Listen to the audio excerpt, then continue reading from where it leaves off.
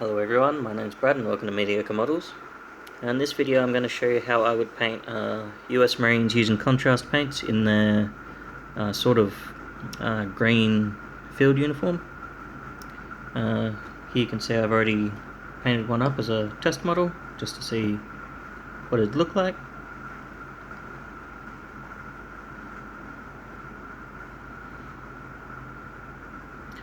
And I'll be using this model for demonstration purposes. The model's been undercoated in corax white, and for the contrast paints we'll be using, I have militarum green, skeleton horde, creed camo, gore grunter fur, snakebite leather, Plaguebearer Flesh, Gilman Flesh for the contrast paints, and then I have leadbelcher for any metallic areas, and then Null Oil and agrax earthshade for shades at the end. So yeah, I'll get set up for the first paint and then we can begin. So for the first paint I'll be using militarum green, and this will be for the main part of the uniform. So for his pants, as well as his shirt. If you can, try to avoid getting it onto any of his webbing, or if you have any with the ammo pouches and that. On some of the models they have like straps that go across their back and that. If you can, try to avoid getting it on that, but if you do, don't worry, you can just go through with corax white and just fix it up. So I'll go around and I'll finish this off, make sure it's all dry, and then we can move on to the next colour.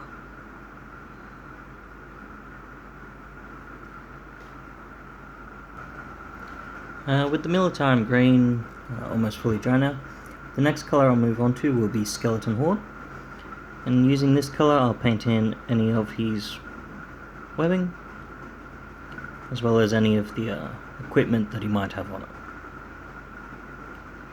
As well as painting the webbing, it'll also go like across any straps like this model has, across his back, as well as the straps down the front, and also if any of them have their gaiters down the bottom here like this model does, I'll also paint that in using the skeleton horde as well.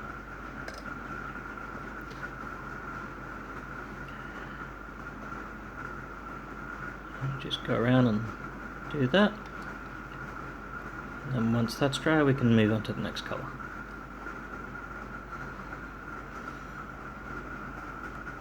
The next colour I'll move on to will be creed camo, and using this colour I'll paint in his helmet. So on this one, because it has the sort of netting that goes over it, I'll use creed camo. Otherwise, if they have the helmet covers, I'd use a different colour and do a camouflage pattern on that one.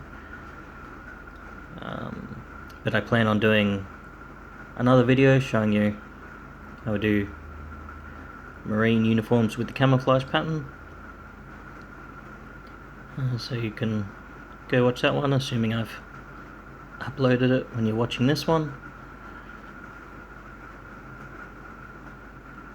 And then you can see how I would paint that.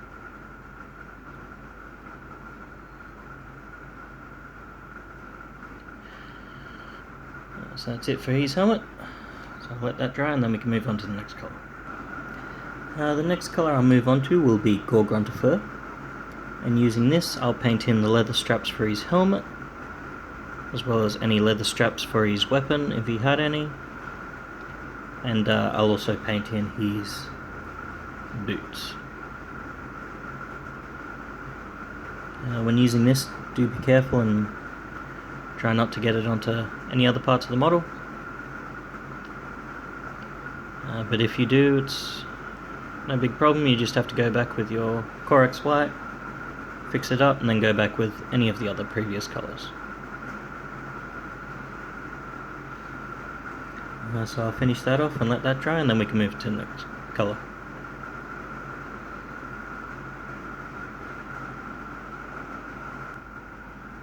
While the gore grunter fur is still drying a little bit, the next colour I'll move on to will be Snakebite Leather. This will be for any of the wooden areas on the weapons. So for the rifles, it'll be the main body of the rifle.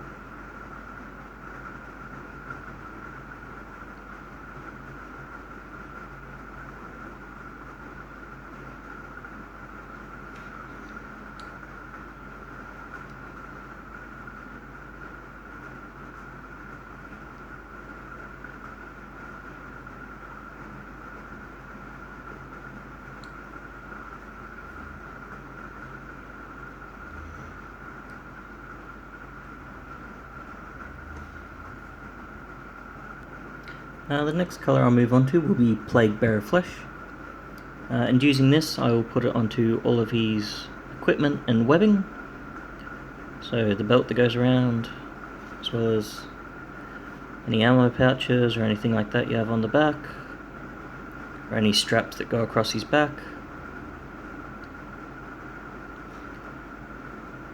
And this will just give it that nice sort of faded green khaki look.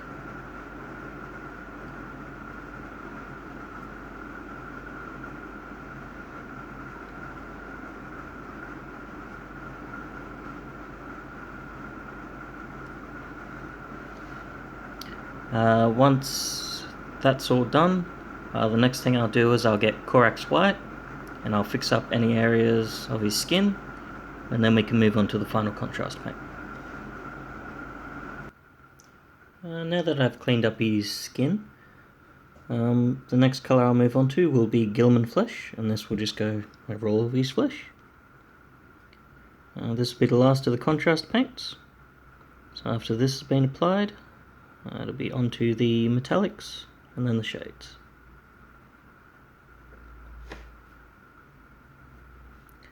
So it'll just go over his face and hands, and if they've got their chest exposed or their arms exposed like this, just wherever the flesh is showing.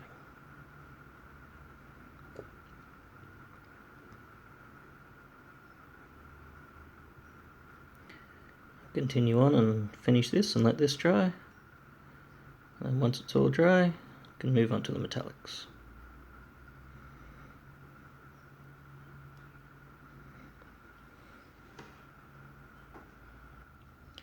Now that the Gilman Flesh is all dry, or almost all dry, the next colour I'll move on to will be leadbelcher, and I'll use this to paint in any metallic areas. So that'll be buckle on the front of his belt, as well as any dog tags if they have them. Also the top of his water bottle.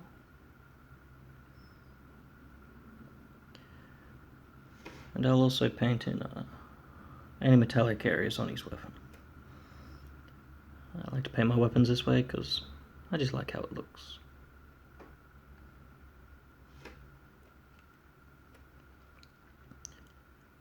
Once the leadbelcher is all dry, we can move on to the final shades. I'll continue on and finish this and let this dry. And then we can put the final shades on and it'll all be done. Now that the leadbelcher is all dry, the first shade I'll move on to will be Null Oil, and this will just go all over the metallic areas. So if you've painted the weapons up like I have, it'll just be over all the metal areas on the weapons. Otherwise it'll just be on any other the metal areas, so dog tags and clip at the front for his belt. What is this? Water canteen.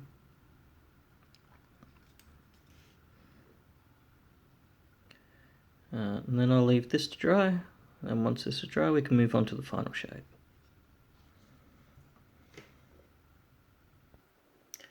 Now that the Null Oil is all dry, I'll move on to the final shade, which will be Agaric Earthshade, and this will just be a shade over the entire model. And this will just help to dull down all those colours and help tie them all in together. Also give them a really nice dirty war-torn look. which will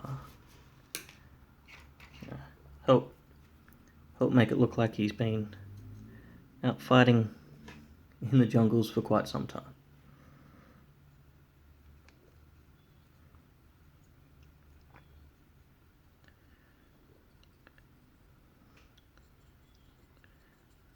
Putting this on, try to avoid any major pooling, and if you've painted the weapons up like I have with the metal areas, try to avoid getting it onto any of the major metallic areas.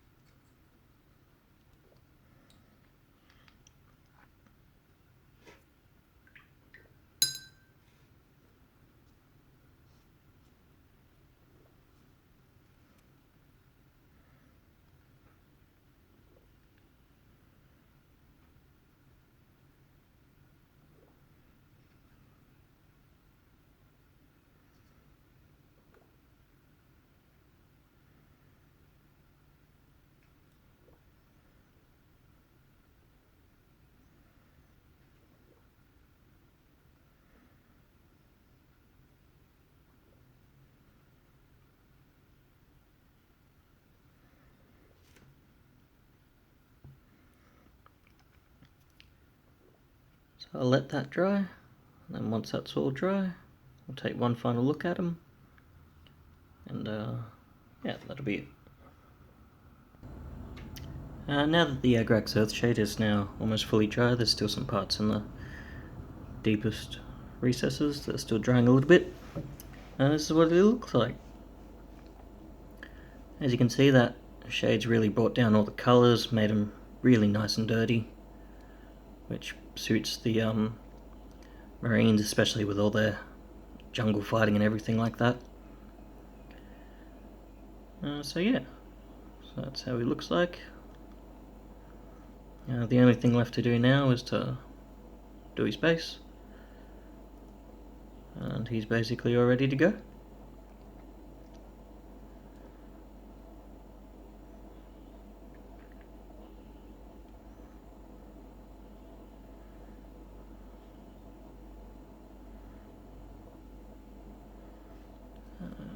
As you can see, compared to his mate, everything's exactly the same. The only difference is obviously this guy's helmet cover.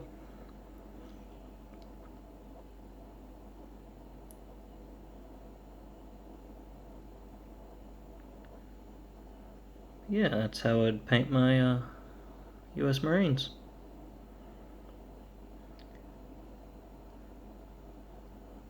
Yeah.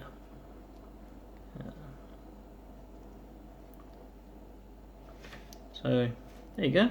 Hope you liked that. Hope you enjoyed it and learned something. And I'll see you in the next one.